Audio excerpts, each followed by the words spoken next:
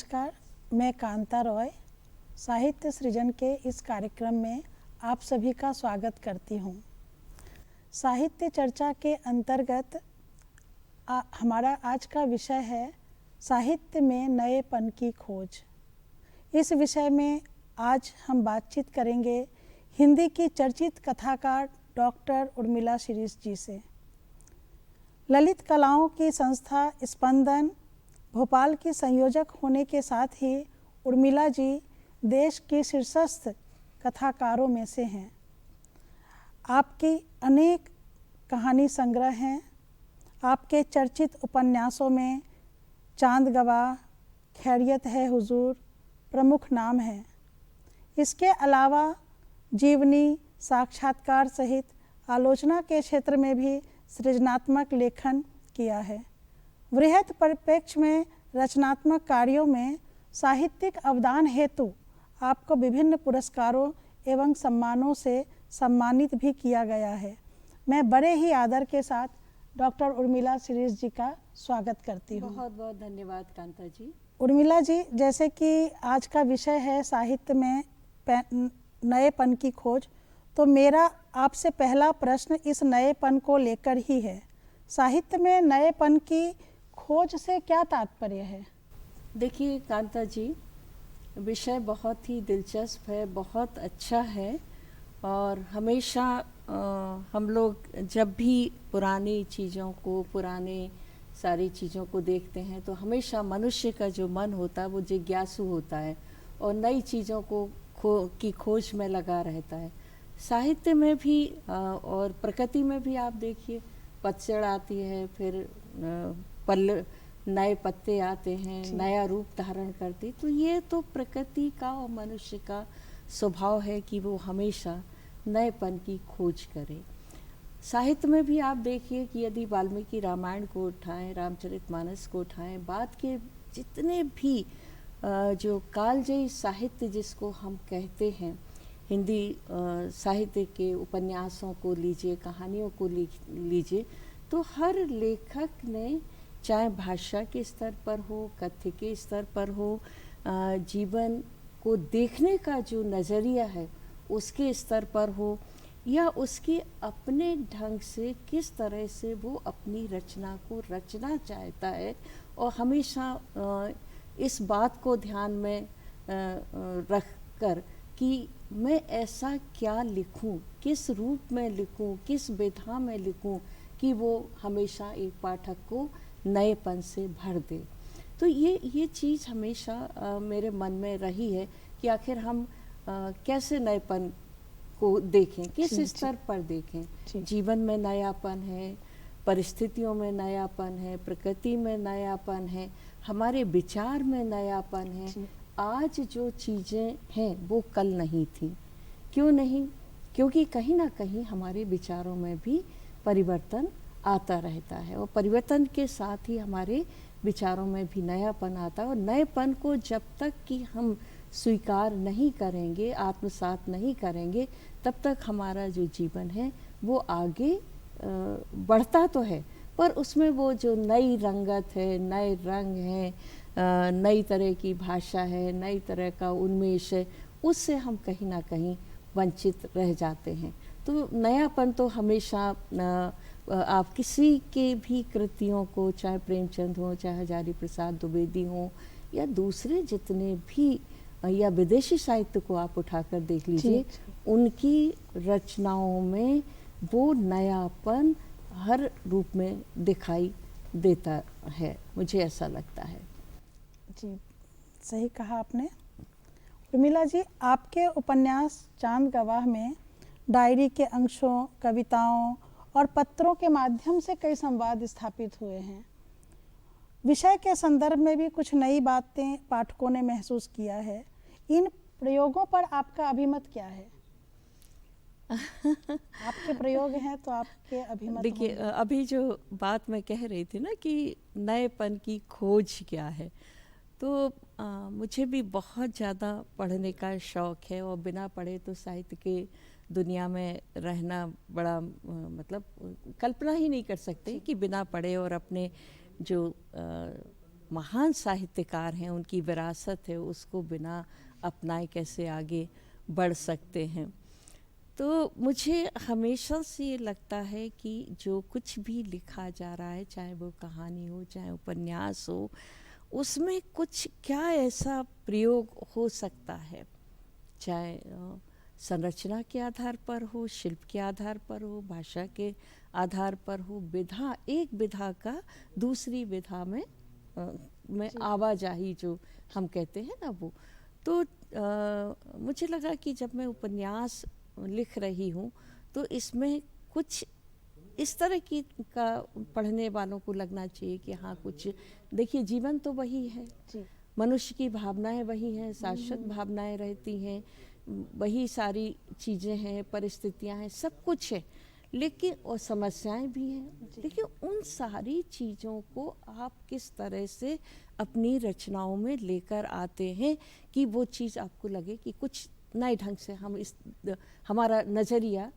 अलग है, देखने की दृष्टि अलग है, हमारी संवेदना अलग है। तो फिर मुझे, जब मैं ये लिखने बैठी, तो मुझे लगा कि इस उपन्यास में जो भाषा मैं कहानियों में लिखती थी, वो भाषा इस उपन्यास में बिल्कुल अलग ढंग से आई। फिर कुछ कविताएं भी इसमें आई, फिर इसमें डायरी भी है, इसमें पत्र भी हैं। तो एक जैसे रचना की जैसे मांग होती है, या कहते हैं कि उसका जो स्वभाव होता, मांग की अपेक्षा में स्वभाव या फितरत शब्द को ज़्यादा महत्वपूर्ण मानती हूँ, कि उस तरह से वो चीज़ें उसमें आती गईं। और मुझे लगा कि हाँ, थोड़ा सा कुछ इस तरह की प्रयोगशीलता होना चाहिए, ताकि जिन चीज़ों को, चाहे स्त्री जीवन की समस्याएं हों, चाहे वृद्धों का हो, या किसानों की समस्याएं हों, या हमारे जीवन में जो कुछ भी आंतरिक और बाह्य जीवन में जो कुछ भी घटित हो रहा है, उसको हम नए सिरे से कैसे देखें, कैसे समझें, और हमारी समझने की और देखने की दृष्टि क्या हो सकती है ना। क्योंकि अब कहते हैं ना कि जैसे आलोचना में आलोचना के टूल्स या हथियार क्या हो सकते हैं कि हम उसको नए ढंग से देखें, तो रचना में भी क्या ऐसे टूल्स हो सकते हैं जो एक रचना को बहुत ही प्रामाणिक, संवेदनशील, पठनीय और ज़्यादा से ज़्यादा पाठकों के वो दिल दिमाग में उतरे, इस तरह से संप्रेषित करने वाली रचना बना सके। तो वही चीज़ मैंने इस उपन्यास के साथ एक तरह से वो किया कि कई विधाओं की आवाजाही इस उपन्यास में है, और शायद यही वजह है कि वो उपन्यास पाठकों के बीच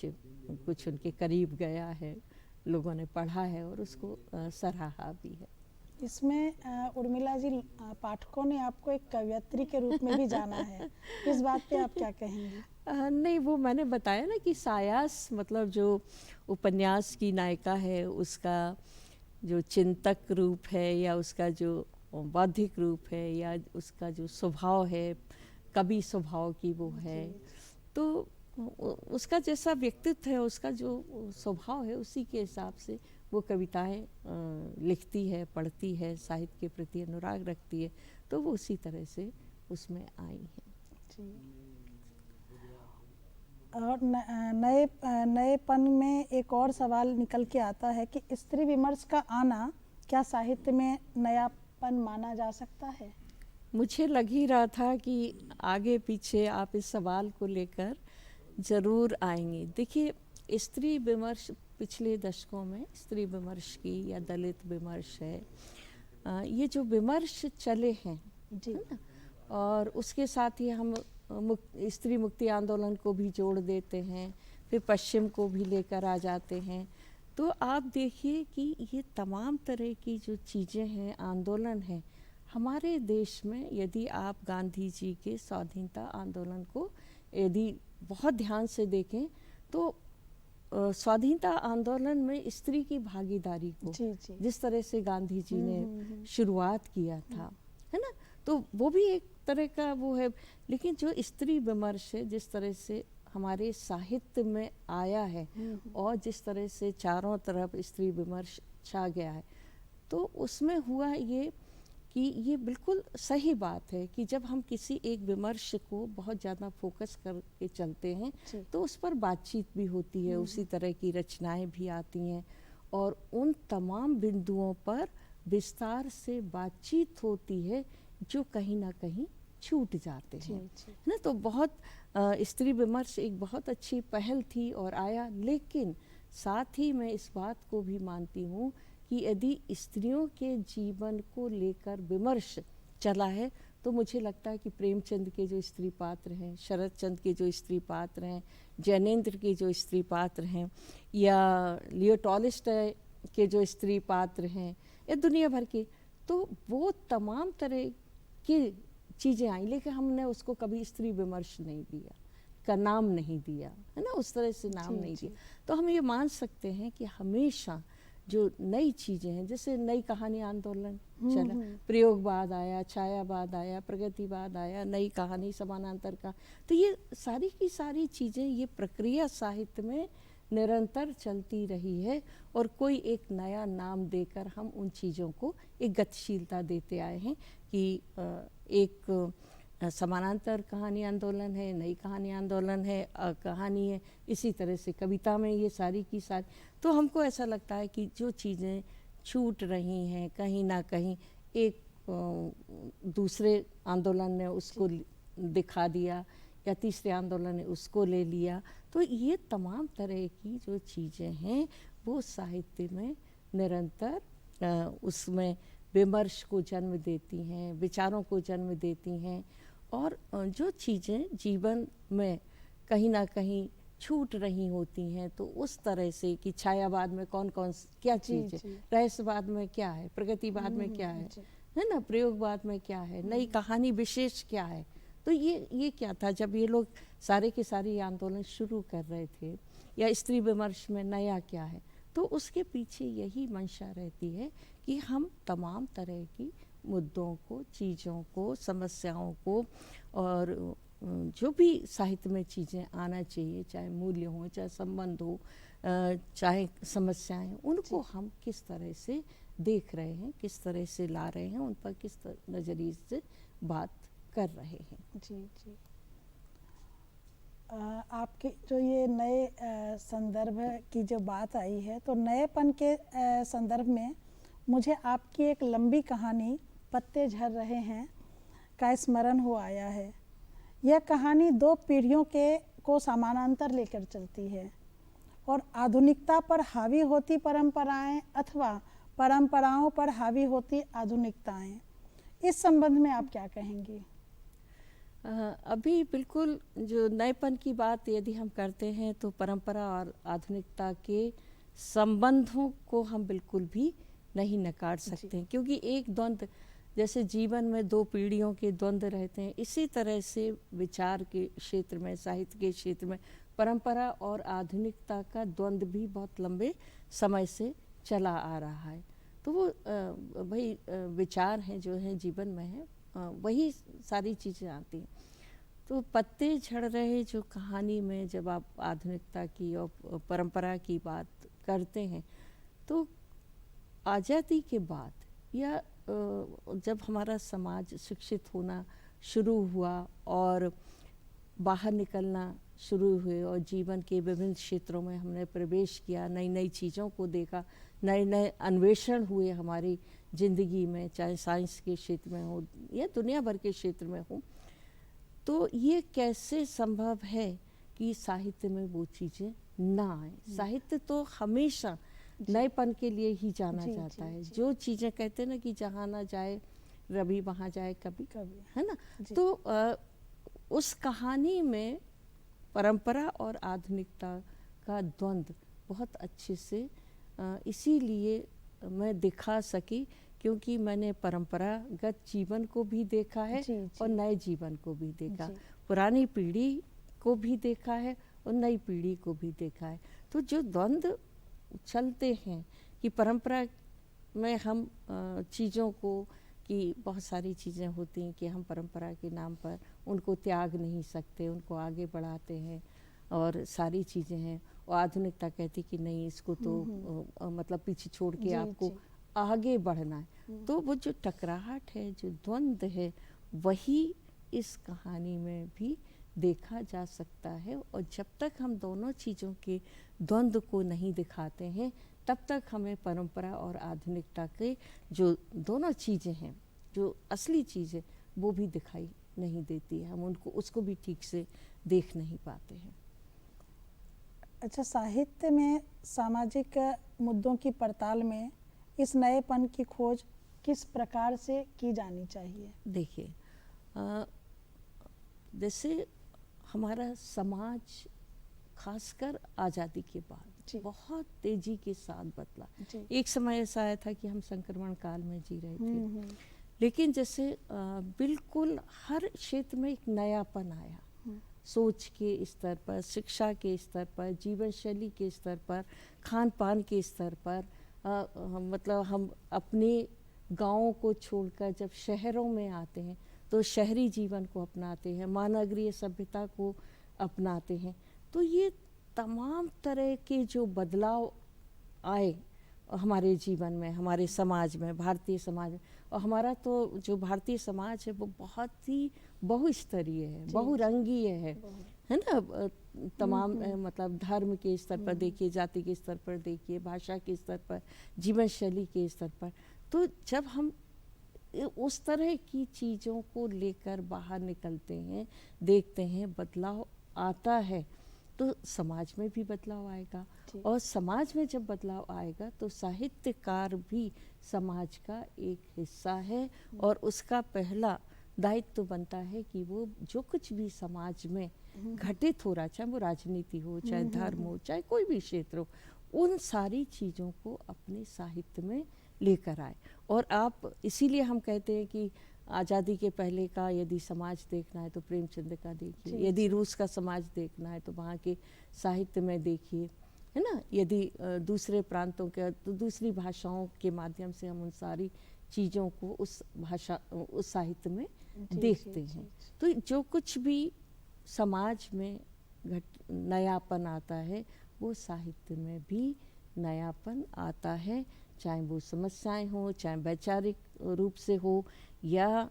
एकदम जो विस्फोट कहते ना हुआ है। एक तो सूचना क्रांति की वजह से, और जो आभासी दुनिया में जो अभी एकदम सारी की सारी चीज़ें आई हैं, और ग्लोबल जो हमारा विश्व हो गया है, उसकी वजह से जो सीमाएं टूटी हैं, उन तमाम चीज़ों ने एक बिल्कुल नई तस्वीर हमारे सामने विश्व की खींच कर रख दी है। तो वो तमाम तरह की चीज़ें तो आती ही हैं और आनी भी चाहिए, क्योंकि हम जब समाज में रहते हैं तो उन चीज़ों को अनदेखा नहीं कर सकते हैं, और करना भी नहीं चाहिए। इससे आपने अभी प्रेमचंद जी के समय का आपने कहा, तो विषय वस्तु के संदर्भ में आपसे प्रश्न है कि प्रेमचंद जी ने वृद्धों के ऊपर लिखा था बूढ़ी काकी, जो उनकी कहानी है, और इससे आपकी किसी कहानी का को जोड़ के और दशकों के इस अंतराल को किस प्रकार से रेखांकित करती हैं? आपकी कहानियों में जो वृद्ध जीवन का समागम होता है। आप जो वृद्ध जीवन की बात कर रही हैं, तो जब मैंने ये कहानी लिखी थी और जब ये छपी थी, कहानी का नाम निर्वासन है ना। और भी कई कहानी लिखी, लेकिन वो जिसकी तरफ आप इशारा कर रहे हैं, उस समय जब परिवार एकल होना शुरू हो गए, कुटुंब व्यवस्था बिल्कुल बिखरने लगी, महानगरीय जीवन में नौकरी पेशा लोग जिस तरह से आए, तो पहले एक परिवार होता था, फिर छोटा परिवार हो गया, फिर एकदम ही छोटा परिवार हो गया। तो जो घर का एक जो सबसे कहना चाहिए वंश को या नींव जो होती है, जब उन्हीं लोगों को घर से विस्थापित किया जाने लगा, तब ये आया था कि पानी की समस्या के बाद, जल की समस्या के बाद सबसे बड़ा जो संकट विश्व का होगा वो होगा वृद्धों का जीवन। तो उस समय मुझे लगा कि सच में आज भी मैं देखती हूँ कि पहले ये संस्कार ही नहीं थे। अब कितना ज़्यादा ये संस्कार,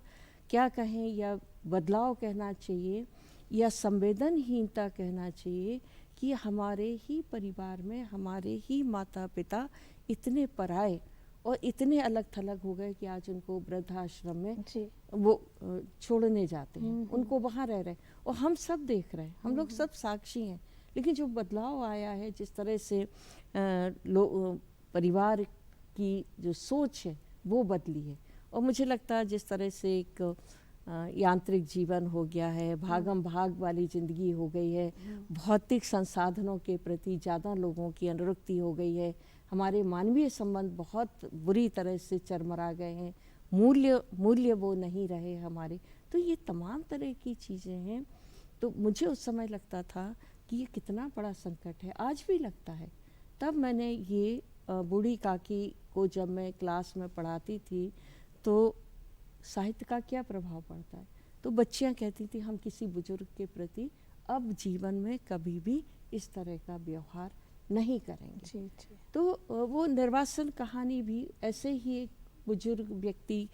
की कहानी है जो घर से निकाल दिया गया है, जिसके विचार नहीं मिलते हैं, दो पीढ़ियों का द्वंद्व है, तमाम तरह की जो चीज़ें हैं। तो ये जो नई चीज़ें जो आ रही हैं, नई तरह की तरक्की हम कर रहे हैं, नए तरह का जीवन हम जी रहे हैं और सब कुछ पा लेना चाहते हैं, लेकिन उस सब कुछ पा लेने में हमारे अपना जो परिवार है, हमारे अपने जो लोग हैं, वो जिस तरह से पीछे छूट रहे हैं, जिस तरह से अकेलेपन का शिकार हो रहे हैं, वो हमारे लिए एक भयावह मतलब चुनौती है, सोचने वाली चीज़ है। उर्मिला जी, एक और प्रश्न जो महत्वपूर्ण है कि इन दिनों सोशल मीडिया पर लेखक और पाठक आमने सामने आ गए हैं, अंतर्जाल पर साहित्य का विस्तार देखने को मिल रहा है, ई बुक पढ़ने का चलन बढ़ा है, कई साहित्यिक वेबसाइट इस दिशा में अपना योगदान दे रहे हैं, इसे आप किस तरह से देखती हैं? कांता जी, मैं ईमानदारी से कहूँ, शुरू में तो मुझे ऐसा लगता था कि पता नहीं ये सारी चीज़ें क्या हैं, किस तरह से हैं, लेकिन जैसे जैसे इंटरनेट की दुनिया हो या फेसबुक हो या ये तमाम तरह की जितना भी आभासी दुनिया के माध्यम हैं, जब मैंने ये देखा कि हिंदी है वहाँ पर, साहित्य है वहाँ पर, पढ़ने वाले हैं वहाँ पर, और आपकी चीज़ें बहुत सारे लोगों तक पहुँच रही हैं, संप्रेषित हो रही, तो मुझे लगा ई बुक का भी, जैसे आजकल बहुत सारे ऐसे वो हैं, आप उसमें यूट्यूब पर इसमें जाएंगे तो बहुत सारे ऐसे अच्छे ऐप मिल जाएंगे जिसमें आप साहित्य को खोज कर पढ़ सकते हैं। तो जिनके पास मान लीजिए किताबों तक पहुंचने का कोई साधन नहीं है, माध्यम नहीं है, तो वो इस माध्यम का सहारा लेकर यदि सचमुच वो कुछ पढ़ना चाहते हैं तो वो पढ़ सकते हैं, खोज सकते हैं। मुझे शुरू में बड़ी घबराहट होती थी कि इन सारी चीज़ों में किताबों का क्या होगा, किताबें कोई पढ़ेगा या नहीं पढ़ेगा। बहुत अच्छी बात आपने वाकई में बहुत अच्छी चिंता प्रकट की और आपने समाधान भी प्रस्तुत किए